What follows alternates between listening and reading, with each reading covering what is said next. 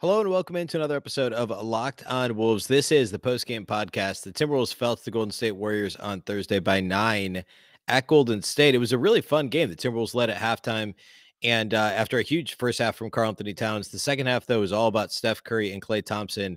The good old days of the Splash Brothers on the Golden State Warriors home floor. We'll talk about the strategy the Warriors deployed against Anthony Edwards and Karl-Anthony Towns in this game.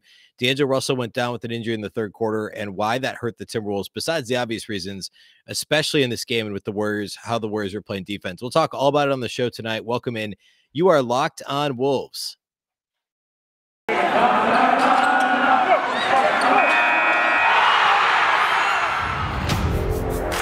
You are Locked On Timberwolves, your daily Minnesota Timberwolves podcast. Part of the Locked On Podcast Network. Your team every day.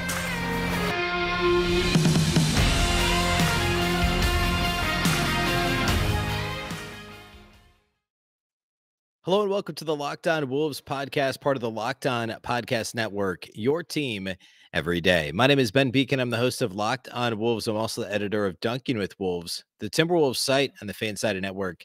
Happy Friday, everybody. Happy weekend. This is the postgame podcast. The Timberwolves lost the Golden State Warriors on the road on Thursday by 9 on the nationally televised TNT game.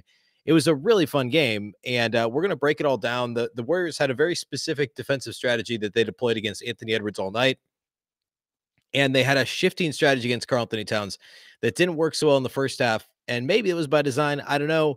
They shifted what they were doing in the second half, and things changed dramatically. Also, D'Angelo Russell went out of this game with a shin contusion after playing just 20 minutes, and that had a massive impact on the ultimate the outcome. And also, Steph Curry and Klay Thompson came to life in the second half after especially Steph was really quiet in the first half. So a lot to unpack here. This was really was a tale of two halves, but still, despite everything the Wolves were up against in this game, they were competitive till the end, and it was a lot of fun. So we're going to break it all down. First of all, though, thank you for making Locked On Wolves your first listen each and every day. And of course, Locked On Wolves is free and available everywhere. That includes YouTube, as well as all of your favorite audio platforms, Apple, Google, Spotify, and of course, the all-new Odyssey app. You can also follow on Twitter at Locked On T-Wolves and at Beecken with 2 B's, 2 E's, C-K-E-N. All right, setting this one up. So obviously the Warriors do have Steph Curry healthy. He didn't play the last time these two teams faced off 11 days ago, a week ago, this last Sunday. And that was the only game he missed due to a hand injury. So he's been healthy. Draymond Green is still out. Of course, Klay Thompson, Andrew Wiggins named an all-star starter, which I'm not going to go there. We're not going to talk about that on the show, but he was named an all-star starter earlier on Thursday. They were all healthy. They were all playing. And the Timberwolves did not have Patrick Beverley. And then just a couple of minutes after halftime, found out D'Angelo Russell would be out for the rest of the night with the shin contusion. So at the start of the game, though, the Wolves, besides Beverley, were at full strength. And with no Beverley, they went out there with Jaden McDaniels guarding Steph Curry, and it worked. Outside of 2 deep Steph Curry bombs in transition, both of his made shots in the first half were probably 30-plus foot three-pointers in transition. Besides those 2 shots, Steph was really quiet in the first half. He had just 8 points at halftime. A lot of it was Jaden McDaniels harassing him, making life difficult. Jared Vanderbilt got an opportunity late in the first half to guard Steph and did a good job. And the Wolves were really blitzing the pick and roll hard in this game. Karl-Anthony Towns was getting way out on the perimeter and guarding. The Wolves bigs as a whole were doing a very good job of making the Warriors kind of overpass. And Golden State, it felt like they had 20 turnovers at halftime. They only had like 8 or 9. But still, they're a team that does turn it over a lot. They're, I think, second in the league in turnover rate offensively. The Warriors are. And remember, for as many good offensive players as the Warriors have, they've had some issues offensively this year. A lot of it has to do with how sloppy they can be at times. And they're still a good offense. They're like 12 or 13 in the league coming into this game. But the Timberwolves turn teams over at a higher rate than any other defense in the league, and Golden State turns it over at a very high rate themselves. And that was a recipe that kept the Timberwolves in the game early. Now, a lot of, in my opinion, more of it was the Warriors being sloppy than the Timberwolves actually playing good defense. But the Wolves had an aggressive defensive strategy that mostly worked. On the other end of the floor, the Warriors decided to guard Karl-Anthony Towns essentially one-on-one with Kevon Looney for most of the first half. It did not work. Looney eventually got into foul trouble. Towns dominated. He had 23 points, I think 7 rebounds at halftime. and only one made three. I mean, most of the damage he was doing was in face-up situations or out of the high post, just taking him off the dribble to the basket. He had a couple of nice possessions in the low post as well, which he hasn't done as much of lately because teams have been doubling him so much. But when the Wolves realized, hey, the Warriors aren't going to double him at all, let's put him in the low post, and it worked. No surprise there. Karl-Anthony Towns can destroy one-on-ones anywhere on the floor, and he did that in this game. D'Angelo Russell took what the defense was giving him. He was effective in the first half. He did at one point fall pretty hard. It looked to me like it could have been a tweaked ankle, but we'll see. We'll find out later if that's what ended up taking him out of the game later. But he stayed in the game at the time and was good. And I mean, at halftime, the Timberwolves had a small lead. What was it? 4 points at halftime. But then things fell apart in the third quarter, as they so often have for Minnesota so far this season as a whole, but especially of late when they played better. They played pretty well overall. The third quarter has really been an issue for Minnesota. D'Angelo Russell came out just 2.5 minutes into the third quarter, did not return due to the leg contusion, the shin contusion. And then the defensive effort was all of a sudden lazy. In the first half, there was at least effort behind the defense for Minnesota. The third quarter, I should say, early in the second half, the Timberwolves just kind of stopped closing out hard on three-point attempts. There were a couple of possessions, maybe 2 out of 3. I don't know if they were back-to-back, but in rapid succession, a couple of possessions where the Timberwolves have been Xing out all season, where the low man was stepping up to try and contest, or I guess more usually it would be whichever player is not the low man, but one level above, near the elbow, would run to the corner to contest the corner three, and the low man would run out to the slot to try and contest the slot three. And the second part of that just didn't happen for Minnesota. There wasn't a sense of urgency. And one of those was Steph Curry. I mean, of all the guys, and that, I think that was Towns blown coverage, but Ant was in the neighborhood too. And they both just kind of stood there. Most players in the league, you get away with a couple of those a game where somebody's going to miss it. Steph Curry's not going to miss an open three with nobody within 10 feet of him. He just isn't. It was just a really bad stretch early in the third. The Wolves got down double digits very quickly. But on the other end of the floor, Towns kept them in the game offensively, and they got it back down to single digits, and they just kind of hovered right around the 8 to 12 point deficit for a while. A lot of missed open threes from the Timberwolves, especially the biggest culprits. We'll get more into this later, but Anthony Edwards, Malik Beasley, Jalen Noel, just blowing completely wide open 3-point opportunities. And also, even though Towns was keeping them in it in the third quarter, the Warriors kind of adjusted what they were doing. They started double teaming him more. It wasn't always on the catch. We've seen some teams that literally, if Towns catches the ball inside the arc, they're doubling him even at the elbows, or even in the high post. That wasn't happening here. It was basically if he got below the free throw line with the ball in his hands, whether he was in the low post or he put the ball on the floor. There were a number of possessions where he got the ball in the high post, put it on the floor, and then the Warriors crashed with a double and sometimes a triple team to force the ball out of his hands. Towns, for the most part, played that well, but then the missed threes really haunted the Timberwolves. And this is an area where missing D'Angelo Russell obviously hurts in a number of places, but really hurts when you can't nobody else can make threes, and Towns is having the ball forced out of his hands.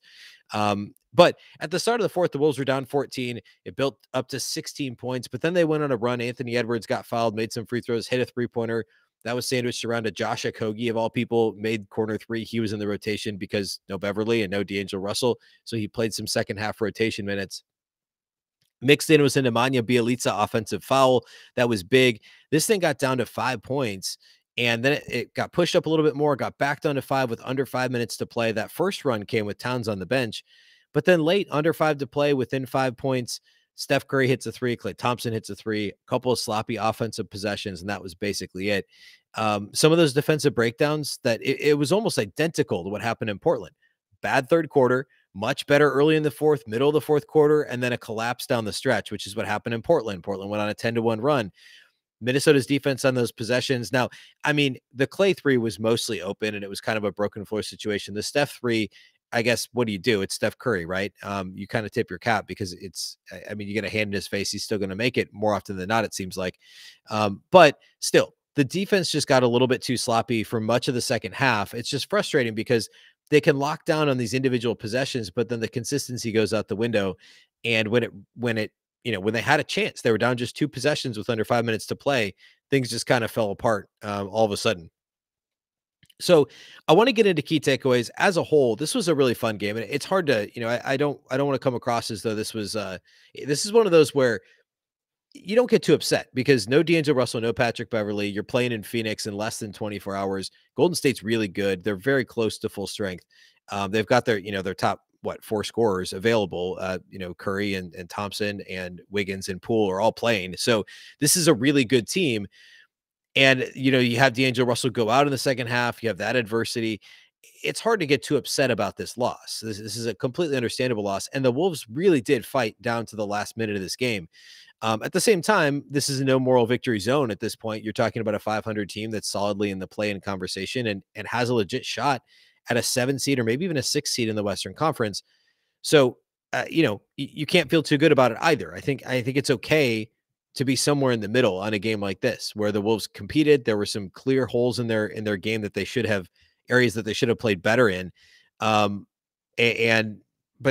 I think that all can be true at the same time, and we don't need to get too high or too low about this one. Of course, in Phoenix, not too many hours from now, it's going to be even tougher than it was on Thursday, but probably very likely no D'Angelo Russell, possibly no Patrick Beverly, and on basically no rest and travel. So it's going to be tough sledding on Friday, regardless. Anyway, let's do key takeaways from this game here next before we get to individual studs and duds.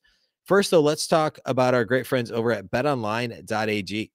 There might be less football being played this time of year. Of course, Championship Sunday in the NFL is this Sunday, but BetOnline has way more stuff to bet on this playoff season, from scored points, totals, player performance props, to where the next fired coach is going to land. BetOnline is the #1 spot for all things NFL betting in 2022. And with the new year comes a new updated desktop and mobile website. To sign up today and receive your 50% welcome bonus on your first deposit, just use the promo code LOCKEDON to get started. And it's not just football. BetOnline's basketball, hockey, bowling, and UFC boxing and UFC odds coverage is the best in the business. Who knows? There might be bowling at betonline.ag. I have to confess, I haven't looked. From sports right down to your favorite Vegas casino games, BetOnline is your #1 online wagering destination. You better believe Championship Sunday bets. That's a great day of football to get on there and make your bets. It's the best place to do it. BetOnline is the fastest and easiest way to wager on all your favorite sports and play your favorite games. BetOnline, where the game starts.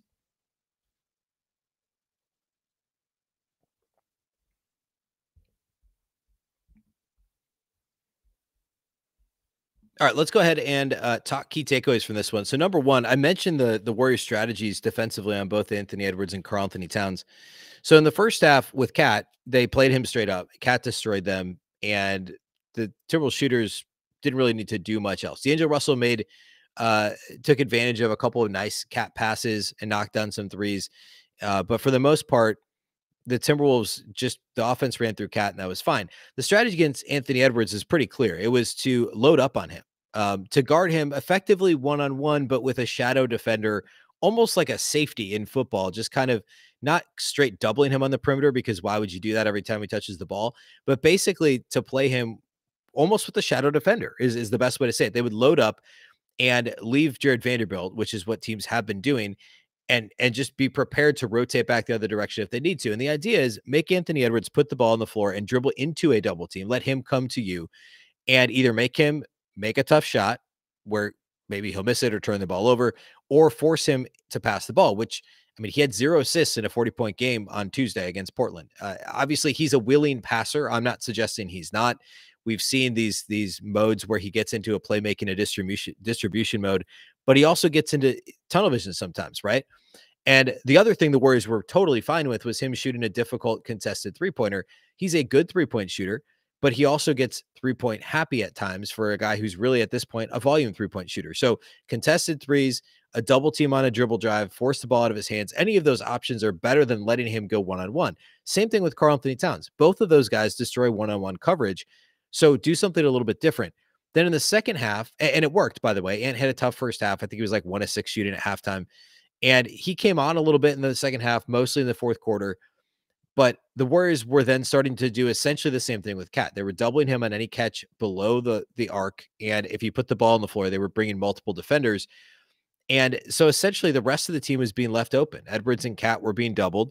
And, not wide open, because the Warriors are a really good defensive team, even without Draymond Green, and their rotations were so crisp that they were able to pass off coverages very easily and still get hands up and contest shots. I mean, it didn't really matter because the Wolves were missing open shots too. Malik Beasley, Jalen Noel, the biggest culprits. Jaden McDaniels actually played pretty well in this game, but otherwise, across the board, just open three-pointers being missed left and right by Minnesota. It was a solid strategy from Golden State, and it's hard to fault how the Wolves combated it. They still got some open looks. The Warriors bet that if we leave, insert Timberwolves player here, Malik Beasley or Jaden McDaniels or Jalen Noel open for three, they're going to miss enough that doubling Towns and making life difficult for Edwards and forcing the ball out of his hands, making him try and score through double teams. We would rather do that than play these guys one-on-one and let them beat us. And that worked in this game for Golden State. It's the biggest problem for Minnesota, has been all year. You've got so many guys that are shooting career worst from outside the arc. You take D'Angelo Russell out of the equation. You take Patrick Beverley, who's having a tough year shooting the ball, but is a career above average three-point shooter. Neither of those guys are on the floor. Now you're talking about a bunch of non-shooters surrounding Edwards and Towns. And the Warriors bet that would work, and they bet correctly in this game. And then actually along with that, this is a separate takeaway, but it's related. The Timberwolves just missed so many open threes. Well, Golden State turned around and made a bunch of really tough ones. There was one when the game was really close. I think this is right around when it was like a 5-point game with 5-6 minutes left. Jordan Poole, after getting knocked to the deck a couple of times, the same possession for the Warriors, comes out and hits a contested, like basically a one-armed heave from the right wing, and knocks down a three at the end of the shot clock. And the Wolves couldn't buy an open three to save their lives. Golden State was a shocking 58.3% on three-point attempts, 21 of 36. Poole was 3 of 4. Curry was 6 of 10. Klay Thompson was 5 of 9. Andrew Wiggins was 5 of 8 outside the arc. For Minnesota, 10 of 44, 22.7% as a team. Anthony Edwards was 2 of 11. Malik Beasley was 0 of 8. Jalen Noel was 0 of 5. Even though D'Angelo Russell hit a couple threes in the first half, he was just 2 of 7. And Cat was only 2 of 6, which is obviously below his average too. So combine Malik Beasley, Jalen Noel, and Anthony Edwards, and you've got yourself, what is that? 2 of 24 from outside the arc. That is not going to get it done. 2 of 24 for your three primary wing players, Beasley, Noel, Edwards. Not good. Definitely not going to get it done. And it didn't on this night. The fact that the Wolves actually were in this game to the final couple of minutes and they only lost by 9 with a 11 shot, or another way to say that would be a 33-point discrepancy beyond the arc, is amazing. That's how good Karl-Anthony Towns was in the paint early, and how strong Anthony Edwards came on late, really. Just amazing. The Warriors had 33 more points than the Wolves off of made three-pointers, and Minnesota still only lost this thing by 9. And the free throw gap wasn't that great either. It was 6 points or 6 shots, both attempts and made shots from the free throw line. So you're only getting 6 of those 33 back. So you combine the two together, and that's a much, it's 27-point difference, three-pointers and free throws combined, that the Timberwolves lost. They were a minus 27 in those categories combined point-wise, and they still only lost by 9. So it's just not a winning recipe to give that much back from beyond the arc. Defensively for Minnesota, I actually thought it was pretty good, besides those rough stretches that I talked about earlier, the third quarter, most of the third quarter, and then that stretch kind of mid-late fourth quarter from like basically the 5-minute mark down to like the 3-minute mark, when it was pretty much over at that point. Early in the game, the Warriors' own sloppiness is what really helped Minnesota. I mean, the Timberwolves were active early. They were obviously ready to go, excited to play the Warriors at Golden State, national TV, active hands, getting in passing lanes. They had a multiple possession lead in the final minute of the first quarter, and then kind of kicked that away with a couple of sloppy offensive possessions of their own. But Golden State, the way that the Warriors play offensively is a pretty good kryptonite to the way that the Timberwolves play defensively. I mean, the Wolves have been a top 10, top 12 defense all season long. They've slipped a little of late, and not having Patrick Beverley hurts.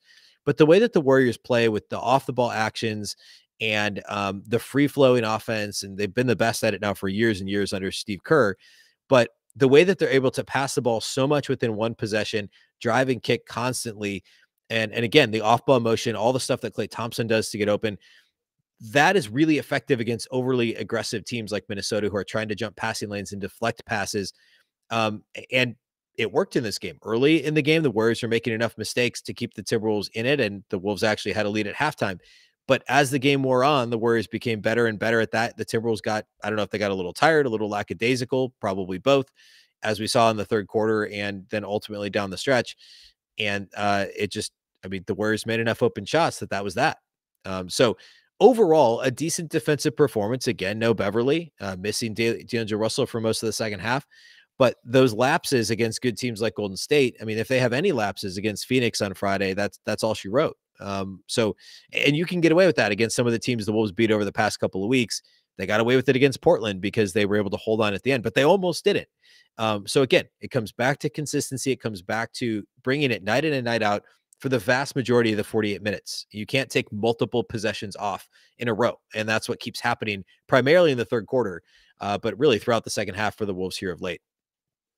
All right, we'll do individual studs and duds to close the show. First, though, let's talk about our friends over at Built Bar. It's the new year, and that means New Year's resolutions. If yours is about getting fit, or eating healthier, make sure that you include Built Bar in your plan. Built Bar is the protein bar that tastes like a candy bar. Built Bar makes it easier to stick to your resolution because it tastes so good, you'll want to eat it.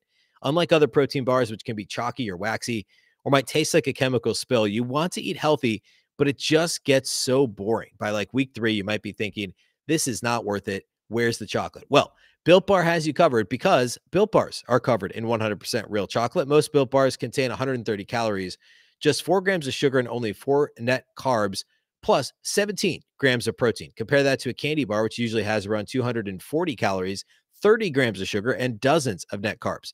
Here's an idea for the new year. Go to all your secret treat stashes at home, in the pantry, at the office, in the car, wherever.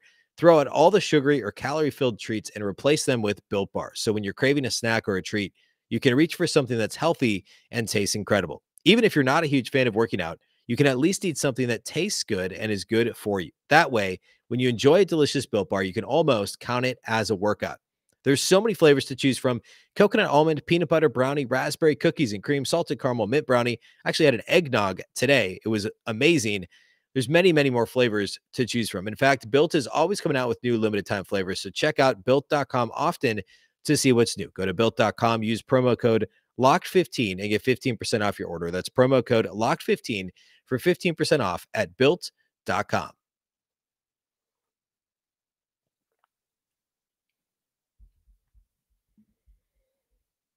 All right, let's talk let's talk individual studs and duds from this one.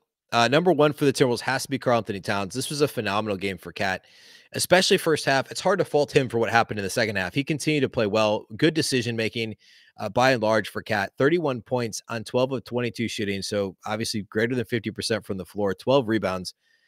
He was 2 of 6 on three-point attempts. He missed his first 3 and then made 2 of his last 3. 5 of 6 at the free throw line. You'd love to see him get to the line a little bit more. I actually thought the officiating was really good in this game on both ends of the floor, by and large. Very, very good officiating compared to some of the games we've seen recently. But Cat only 6 free throw attempts is a little frustrating. And that's, again, more with how the Warriors played him early. Towns was scoring so easily against the Warriors. They weren't even fouling him in the first half. And he was making the right reads in the second half, passing the ball out of double teams. And so he wasn't getting to the basket as frequently. Again, 23 points in the first half for Cat, only 8 in the second half. For the game to go with the 31 points, 12 rebounds, 6 assists, and 2 steals. He had 3 turnovers in this game. But a really good game from Karl-Anthony Towns. It's hard to ask him to do much more than what he did in this one. He just didn't get enough help from his teammates. Second stud for me is actually Jared Vanderbilt. Really good game from Vando. 30 minutes played. A little surprised he didn't get more minutes than that, but the Wolves were trying to shoot their way back into the game in the second half. So that meant a little bit more Malik Beasley and Jalen Noel. And also game on Friday night. So we got to consider that as well. But Vando played 30 minutes, had 9 points and 8 rebounds, 3 steals and an assist. Another game with no turnovers for Vando, which is good to see. 3 of 4 shooting for Vanderbilt, 3 of 4 at the free throw line as well. Had a couple of crafty plays to get himself free throw attempts. Well, I guess one was on a fast break, but another was Nemanja Bjelica got called for a push, and Vando definitely helped him push him on that one. But at any rate, Vando's doing those he makes those crafty plays on top of the hustle plays, and there's so many intangibles and things that don't always show up in the box score. But what does show up is 9, 8, and 3 steals in 30 minutes. And an efficient 3 of 4 shooting. A great game from Vanderbilt. It's actually hard to come up with a third stud for this one. I know that Ant had 27 points and 18 shots, and that looks great. But we'll get to him in a minute. He's not the third stud. The third stud for me is Jaden McDaniels. I'm as hard on Jaden as anybody because I think the inconsistency with him is just is maybe more frustrating than with a lot of other guys.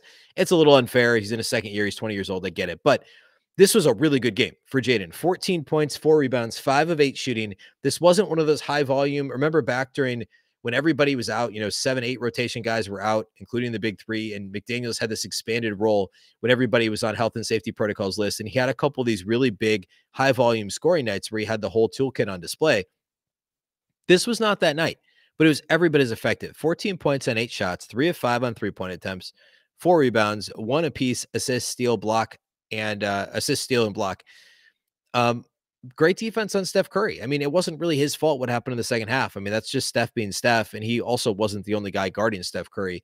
This was a solid Jaden McDaniels game. He picked his spots to put the ball on the floor and try and get to the rim. He made his open 3-point attempts for the most part, especially compared to his teammates. I mean, he made 3 of the Timberwolves' 10 made 3-pointers in this game. So really strong game from Jaden McDaniels. Anthony Edwards doesn't get a stud for me in this one. The line is nice. 27 points, 6 rebounds, 6 assists, 2 blocks for Ant, 8 of 18 shooting, 9 of 9 at the free throw line, 27 points on 18 shots. Fantastic, right? Well, I mean, he was 2 of 11 on 3-point attempts. That means he was, if he was 2 of 11 on 3-point attempts, that means he was what? 6 of 7 on 2-point attempts, which, I mean, how crazy is that? 6 of 7 on 2-point attempts, 9 of 9 at the free throw line, but he only scored 27 points. Why? Because he didn't take the ball to the basket enough. Yeah, he got the 9 free throw attempts, but think about how many more free throw attempts he could have gotten. I mean, 2 of them were in garbage time.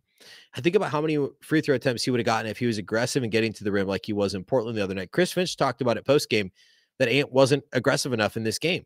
The Warriors are a good defensive team, but they're not staying in front of you on the perimeter consistently enough, and they don't have the rim protection to really make your life difficult down low, especially with no Draymond Green, in terms of him being a key cog in their team defense, obviously. So, yeah, 27 on 18 shots is great, but if you're 6 of 7 on twos and 9 of 9 at the free throw line, you should have a lot more than 27 points. So not the best decision-making night for Ant. Yes, he only had 3 turnovers. Yes, he had the 6 rebounds. Again, the line is nice. It looks really good in the box score.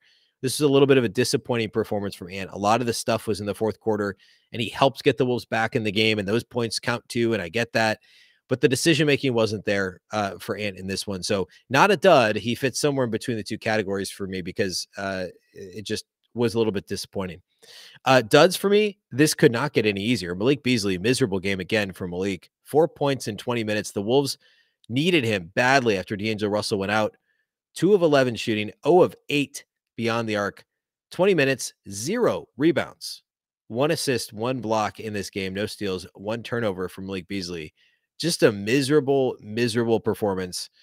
Talked a little bit about him in the Robert Covington potential trade conversation on Thursday's show. I don't know what to think of Malik. This is a conversation for another show. We'll touch on this next week. We've still got 2 weeks basically of trade deadline talk.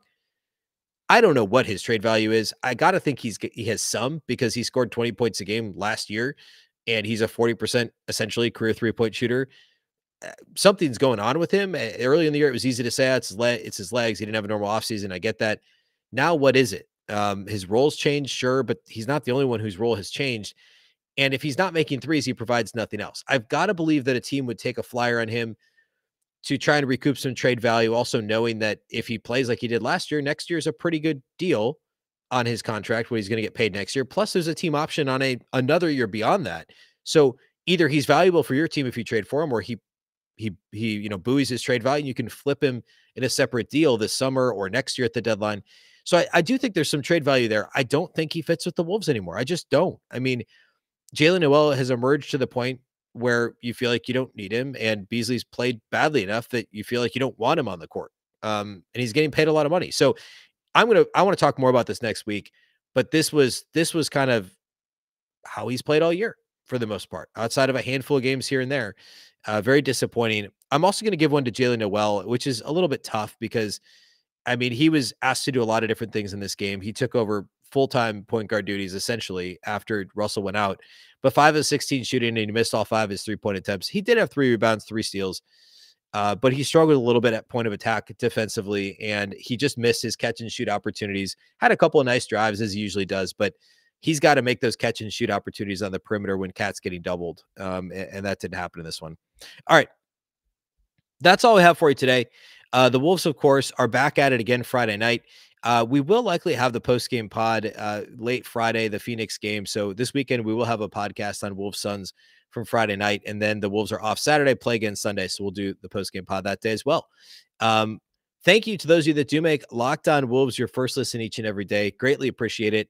And of course, you can watch the show on YouTube. It's also free and available on all audio platforms, Apple, Google, Spotify, Odyssey, and really anywhere else. You can also follow on Twitter at Locked On T-Wolves and at Beecken with 2 B's, 2 E's, CKEN. Thanks again for listening to Locked On Wolves, part of the Locked On Podcast Network. Remember, the Locked On Network is your local experts on all the biggest stories. Once again, I'm Ben Beecken. This is the Locked On Wolves podcast, and we'll catch you next time.